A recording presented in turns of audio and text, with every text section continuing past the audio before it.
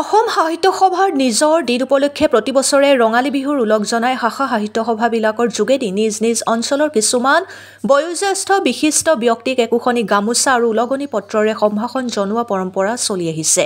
এই উপলক্ষে 16 এপ্ৰিলত জালুকবাৰী সাহিত্য সভাৰ তৰফৰ পৰা জালুকবাৰী অঞ্চলৰ সদিলাপুৰৰ 4গৰাকী একান্ত অনুৰক্ত মীৰা ঠাকুৰীয়া, নিৰু বৰুৱা, মিনতী দাস আৰু কুন্তীবালা দাসক একোখনকৈ উলগনি পত্ৰ আৰু গামোচাৰে সম্ভাষণ জনোৱা হয়। পৰৱৰ্তী সময়ত পৰ্যায়ক্ৰমে আৰু কেইগৰাকীমান অনুৰক্তক এই কাৰ্যসূচীৰ অন্তৰ্ভুক্ত কৰা হ'ব বুলি সভাপতি শ্বৰীফ উল্লাহ আৰু সম্পাদক অমিতাভ ঠাকুৰীয়াই জানিবলৈ দিয়ে। উক্ত কাৰ্যসূচীত সভাপতি সম্পাদকৰ লগত অশোক ঠাকুৰীয়া, জ্যোৎস্না আলী আৰু খনিন ঠাকুৰীয়াই সংগ দিয়া পৰিলক্ষিত হয়। জালুকবাৰীৰ পৰা বিশ্বজিৎ বৰ্মনৰ ৰিপৰ্ট, অৰুণোদয় আছাম।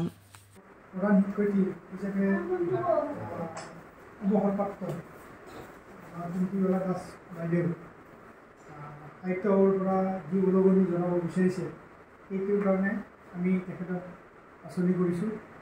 আমি আগতেই কৰিব লাগিছিল যদিও পৰৱৰ্তী হ'লেও এই অনুষ্ঠানটো আমি কৰিব বিচাৰিছোঁ আৰু সেই উদ্দেশ্যে আগত ৰাখি আজি জালুকবাৰী সাহিত্য সভাৰ আটাইবিলাক আমি উপস্থিত হৈছোঁ।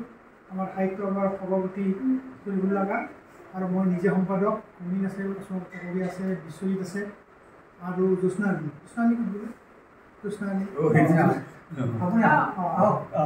গতিকে এতিয়া আমি উলগনি পত্ৰখন আমি আমাৰ সভাপতিৰ আগলৈ দিব। তাৰ আগতে মই সম্পাদক হিচাপে বিহুববীয়া শুভেচ্ছাৰে তেখেতৰ যে আহিবলগীয়া দিনবিলাকত যাতে স্বাস্থ্য ভালে থাকে, আমাৰ লগত থাকিব পাৰে, সেইটোৰ কাৰণে আমি মই গামোচাৰে তেখেতক উলগনি জনাইছোঁ।